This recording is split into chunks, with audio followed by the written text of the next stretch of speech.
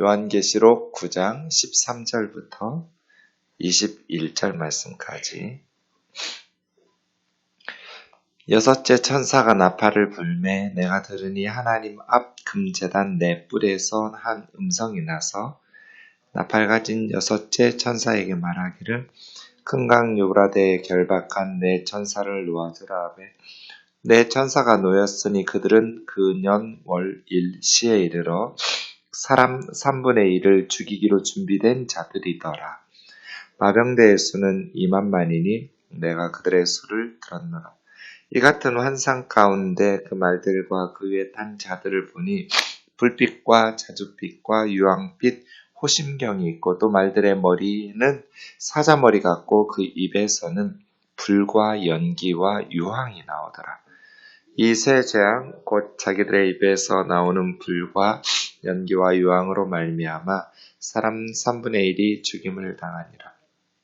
이 말들의 힘은 입과 꼬리에 있으니 꼬리는 뱀 같고 또 꼬리에 머리가 있어 이것으로 해하더라. 이 재앙에 죽지 않고 남은 자들은 손으로 행한 일을 회개하지 아니하고 오히려 여러 귀신과 또는 보거나 듣거나 다니거나 하지 못하는 금, 은, 동과 목석의 우상에게 절하고 같이요 또 그 살인과 복술과 음행과 도둑질을 회개하지 아니하더라. 아멘. 여섯 번째 나팔 본문입니다.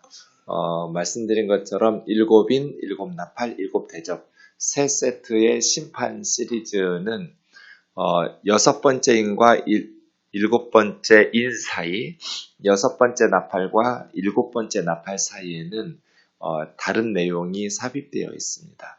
그러나 일곱 대접 중에는 여섯 번째 후에 일곱 번째 사이에 다른 내용이 없이 그냥 쭉 처음부터 일곱 번째 대접까지 심판이 계속 이어집니다.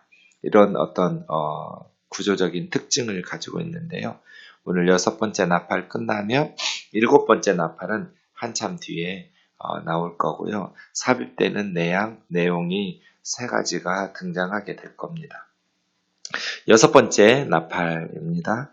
여섯 번째 나팔을 불매 내가 들으니 하나님 앞 금제단 네 뿔에서 한 음성이 나서 나팔 가진 여섯 번째 천사에게 큰 강 유브라데에 결박한 네 천사를 놓아주라.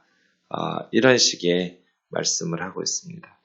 어쨌든 하나님 앞 금제단 네 뿔에서 음성이 났다. 이 음성이 하나님의 음성인지 아니면 예수님의 음성인지 어떤 천사의 음성인지 정확하지는 않지만 누구의 음성이라고 해도 하나님의 뜻에 의해서 진행되는 심판인데요. 왜 하나님 앞 금제단일까? 여러분 6장 9절에서 11절, 8장 3절에서 5절의 내용에 보면 하나님 앞 금제단이 하나님의 말씀과 예수 그리스도에 대한 증거로 인해 순교를 당한 성도들이 기도했던 곳이었고 성도들의 기도가 올려지는 곳이었 금제단이었습니다. 그래서 이 여섯 번째 심판이 성도들의 기도에 대한 응답의 결과로 진행되고 있다는 것을 암시하고 있습니다. 여러분 계시록이 우리에게 가르쳐주는 많은 내용들 중에 하나는 기도의 중요성입니다. 하나님께서 역사의 주인이시죠. 이 땅의 역사는 힘 있는 국가나 어떤 통치자들이 아니라 하나님께서 주인이시고 역사의 주관자이시죠. 역사의 주인이 하나님이신데 하나님께서는 성도들의 기도에 응답하시는 방식으로 일하세요. 하나님은 성도들의 기도에 응답하시는 방식으로 역사를 주관하신다고요. 그러니까 성도들의 기도가 매우 중요한 거죠. 그런 의미에서 하나님은 우리와 함께 일하시고 동역하기를 기뻐하시고 원하세요. 이게 계시록이 우리에게 가르쳐주는 중요한 사실 중에 하나예요. 금제단에 성도들이 기도가 드려지고 있는 곳이거든요. 그곳에서 음성이 났다라는 것은 이 여섯 번째 심판, 나머지도 마찬가지예요. 성도들의 기도에 대한 응답으로 하나님의 역사, 하나님의 심판이 진행되고 있다라는 것을 알려주고 있어요. 나팔 가진 여섯 번째 천사에게 큰 강 유브라데에 결박한 네 천사를 놓아줘라. 결박했다는 것을 보니까 잠시 하나님에 의해서 제어되고 있는, 그 힘을 사용하지 못하고 있는 그런 중인데, 대기 중이죠. 기다리고 있는 중인데, 이 네 천사가 선한 천사인지 악한 천사인지는 알 수가 없어요. 어쨌든 학자들이 의견이 분분해요. 이 결박당한 네 천사라는 걸 보니까 악한 사탄의 무리인가? 뭐 그렇게 말하기도 하고. 그런데 하나님의 뜻을 수행하고 있으니까 이 선한 천사인가? 요 내용으로만은 알 수 없는데, 어쨌든 잠시 동안 하나님에 의해서 제어되고 있었던 결박된 네 천사가 놓여지니까 그 년, 월, 일, 시, 아직 정확한 날짜는 말씀하지 않았지만 하나님에게는 정하신 그 시간이 있는 거죠. 몇 년, 몇 월, 며칠, 몇 시, 이렇게 하나님께서 정하신 시기에, 근데 이제 유프라데 강이거든요. 큰 강 유프라데. 이게 약속의 땅의 동쪽 경계선이기도 하고요. 또 로마 제국 당시로 보면 파르티아와의 국경선을 이루고 있는 강이기도 하고요. 어쨌든 유브라데 강을 넘어온다. 유브라데 강이 뭔가 움직인다 한다라는 것은 전쟁이 시작되는 것이거든요. 어쨌든 전쟁을 상징하는 어떤 국경선, 그런 곳에 결박되어 있었던 사람 3분의 1을 죽이기로 준비된 자들이더라. 네. 첫 번째에서 네 번째 나팔은 자연계의 심판이 있었고요. 그 다음 다섯 번째, 여섯 번째, 일곱 번째 나팔 세 개는 사람들을 죽여요.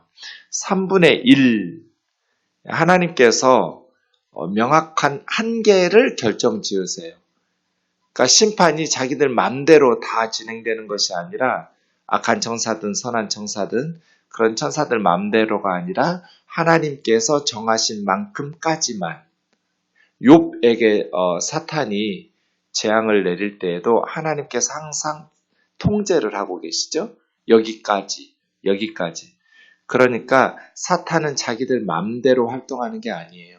하나님께서 정하신 곳까지. 물론 여기서는 하나님의 인을 맞지 않은 사람들에게만 심판이 진행돼요.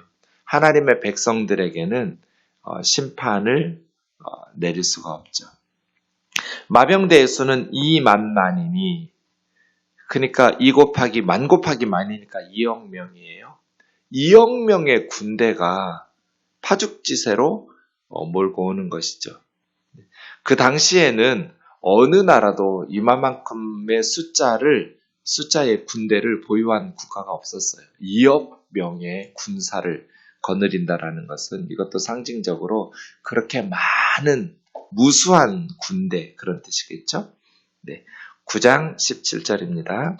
이 같은 환상 가운데 그 말들과 그 위에 탄 자들을 보니 불빛과 자줏빛과 유황빛 호심경이 있고 가슴을 보호하는 흉갑이에요. 말들의 머리는 사자 머리 같고, 말인데 머리가 사자 같았어요. 아주 맹렬한.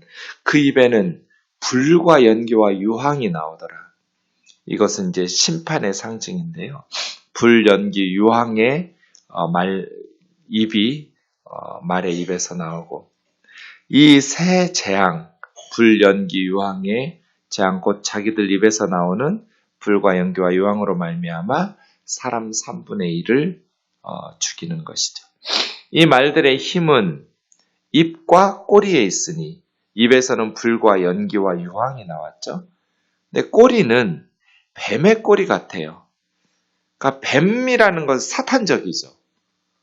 그런 어떤 계시록에서 뱀은 사탄이거든요. 12장 9절에 보면 옛뱀 곧 마귀라고 하기도 하고 사탄이라고도 하는 그런 뱀이니까요. 그러니까 사탄적 꼬리가 있어. 근데 꼬리에 머리가 또 달려 있어요. 이것으로 사람들을 해하더라. 그러니까 꼬리로는 해치기만 하는 거예요. 죽이지는 않고 입으로 죽이고 꼬리로 고통스럽게 죽지도 못하고 고통을 받는 사람들도 있는 거예요. 이게 6번째 재앙이었어요. 6번째 재앙은 전쟁과 같은 그런데 맹렬한 기세로 무수한 군대가 쳐들어와서 사람들 3분의 1을 죽이는 이 첫 번째부터 6번째 재앙까지 심판을 받은 결과가 20절, 21절인데요. 충격적이에요. 이 재앙, 6번째 재앙에 죽지 않고 남은 자들은 3분의 1만 죽었잖아요. 그러니까 이게 최후의 심판이 아닌 거예요. 부분적인 심판이 진행되고 3분의 2는 살아남았으니까. 그런데 살아남은 자들이 손으로 행한 일, 꼭 손으로 지은 죄만이 아니라 인생 전체죠. 전체의 삶으로 행한 일을 회개하지 아니하고 회개하지 아니하더라. 그러니까 6번째까지의 재앙의 결과가 20절, 21절에 보면 회개하지 아니하고 회개하지 아니하더라로 끝나요. 뭘 회개하지 않았는가? 2가지인데요. 회개 거부한 거잖아요. 첫째는 영적인 타락. 여러 귀신과 보지도 듣지도 다니지도 못하는 금은동 목석의 우상에게 절하고 영적 타락이죠. 우상 숭배를 회개하지 않고 2번째는 윤리적인 타락. 살인, 복술, 음행, 도둑질. 그러니까 영적인 타락은 반드시 윤리적인 타락을 불러일으켜요. 우상 숭배하니까 그 우상 숭배 속에 들어있는 정신이 부패하고 타락한 거거든요. 그래서 살인, 복술은 이제 점쟁이 찾아다니는 거예요. 우리식으로 하면 마술이니까요. 음행, 성적 타락, 도둑질. 과학과 지식이 발달하면 미신이 사라질까요? 그렇지 않아요. 많이 배운 사람들도 덜 배운 사람들 못지않게 점쟁이들 찾아다녀요. 박사들, 교수들, 장관, 차관, 정계, 재계, 학계 다 점쟁이들 쫓아다녀요. 그래서 우리 성경적인 신앙생활을 위한 1계명이 오직 하나님만 섬긴다. 점쟁이들 찾아다니지 않는다예요. 영적인 타락, 귀신, 듣지도 보지도 다니지도 못하는 금, 은, 동, 목석의 우상에게 절하고 살인, 복술, 음행, 도둑질을 회개하지 아니하고 회개하지 아니하더라. 네. 이게 결론이에요. 놀랍죠? 근데 여러분 정확하지 않나요? 일본에 쓰나미가 오니까 일본 사람들이 우상숭배 회개하던가요? 하나님께 회개하고 돌아와요? 뭐 동남아의 지진, 해일, 엄청난 전염병, 그런 어떤 자연재해나 무수한 사람들이 전쟁으로 죽거나 그랬을 때 사람들이 회개하고 우상숭배를 회개하거나 윤리적인 타락한 것들을 회개하고 돌아와요? 하나님께로? 안 돌아와요. 3분의 1이 죽어도 남은 3분의 2가 영적인 타락과 윤리적인 타락을 회개하고 하나님께로 돌아오지를 않아요. 그래서 요한계시록은 너무나 정확하게 영적인 사실들을 가르쳐줘요. 회개하지 아니하고 회개하지 아니하더라. 뭐를? 우상숭배와 살인, 복술, 음행, 도둑질. 도둑질하는 사람 계속 도둑질하고요. 관성의 법칙이 있어요. 음행하는 사람 계속 음행하고요. 살인하는 사람 계속 살인하고요. 재앙을 받는다고 해서 회개하고 돌아오질 않아요. 이렇게 6번째 나팔이 끝나고 나면 그 다음 7번째 나팔 사이에 삽입된 내용이 있다고 그랬죠? 그 삽입된 내용은 6번째 인과 7번째 인, 6번째 나팔과 7번째 나팔 사이에 삽입된 내용들은 다 교회의 역할들이에요. 이제 내일부터 살펴보겠지만 회개하지 아니하고 회개하지 아니하더라. 그래서요? 교회의 역할들이 나와요. 교회가 뭐 해야겠어요? 복음을 전하겠죠? 그리고 나면 여러분 11장 13절 보세요. 11장 13절. 그리고 나서 11장 15절에서 일곱 번째 나팔 나오거든요. 그러니까 여섯 번째 나팔과 일곱 번째 나팔 사이에 교회 역할이라고 그랬잖아요. 교회 역할 끝나고 일곱 번째 나팔 불기 직전에 11장 13절, 14절 보시면 그때 큰 지진이 나서 성 10분의 1이 무너지고 지진에 죽은 사람이 7천인데 하나님의 반역에 대한 심판으로 7,000명, 완전수예요. 7천은. 죽임당한 7,000명이 있고 그 남은 자들이 여기서 하나님 심판받고 남은 자들이 또 있었죠. 3분의 1이 죽고 3분의 2가 남았던 것처럼 그때는 회개하지 아니하고 회개하지 않았었는데 두려워하여 영광을 하늘의 하나님께 돌렸다. 이건 회개한 거죠. 이 사람들은. 하나님을 두려워하면서 하늘의 하나님께 영광을 돌렸으니까 회개하면서 하나님의 백성 된 거예요.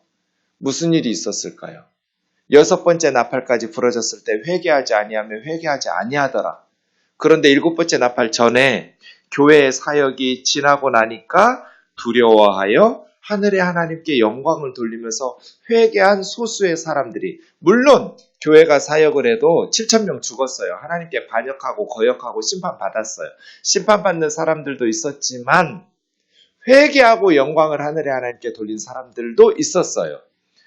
그래서 우리가 무엇을 알 수 있냐면 일본에 쓰나미 온다고 해서 일본 사람들 우상숭배와 영적인 타락 회개 안 한다. 그 중에 몇 무리 소수의 사람들이라도 지진이 나서 성이 무너졌을 때 두려워하여 영광을 하늘의 하나님께 돌리는 사람들이 나온 것은 교회의 복음 전파 사역의 결과인 거죠. 그러니까 어느 지역에 자연재해나 전쟁이나 전염병이나 그런 어떤 하나님의 심판이 있다고 해서 회개하지 않아요. 더 우상에게 매달려요. 그런데 그곳에 그리스도인들이 가서 복음을 전하면 그런 어떤 성이 무너지고 자연재해가 있을 때 두려워하면서 하늘의 하나님께 영광을 돌리면서 회개하고 구원받는 사람들이 나오는 거예요. 그러니까 이것이 교회의 사명이죠. 그냥 단순한 재앙과 심판만으로 회개하고 돌아오지 않아요, 사람들은. 반드시 그곳에 복음을 전해주는 사람들이 있어야 돼요. 복음을 전해주는 사람들이 있을 때 물론 그 그리스도인들이 복음을 전한다고 해서 다 돌아오는 것은 아니지만 7,000명은 죽지만 남은 사람들이 회개하고 두려워하면서 하늘의 하나님 앞에 영광을 돌리는 구원의 열매들이 맺혀지게 되는 거죠. 그러니까 복음을 전해야 되고 전도와 선교의 사명을 교회가 잘 감당해야 되는 거죠. 너무나 정확하지 않아요? 기도하겠습니다. 저 혼자 요한계시록 보면서 신난 것 같아요. 하나님 아버지, 요한계시록은 우리에게 너무너무 정확하게 영적인 사실들을 가르쳐 주시고 계십니다. 주님, 옳습니다. 세상 사람들은 재앙을 받는다고 해서 회개하고 하나님께 돌아오지 않습니다. 누군가가 가서 예수 그리스도의 복음을 전해 주어야 두 증인의 사역이 교회의 복음 전파의 사명을 잘 감당하는 그 사역이 있어야만 그렇다고 해도 7,000명은 회개를 거부하면서 심판받겠지만 남은 자들이 두려워하며 영광을 하늘의 하나님께 돌리게 되는 열매를 맺게 될 줄로 믿습니다. 우리 생동교회가 오늘도 온 열방 가운데 그리고 우리의 삶의 자리에서 죽어가는 영혼들에게 특별히 어려움 가운데 두려움 가운데 살아가고 있는 이 땅의 백성들에게 예수 그리스도의 복음을 증거하게 도와주시옵소서. 교회가 이 복음을 전할 때 많은 사람들이 주의 품으로 돌아와 구원을 얻게 될 줄 믿사오니 주여 오늘 또 선교사님들과 함께 하셔서 복음의 효과적인 전파로 말미암아 영광을 하늘의 하나님께 돌리는 구원받은 백성들이 많이 추수되게 하옵소서. 예수님의 거룩하신 이름으로 기도하옵나이다.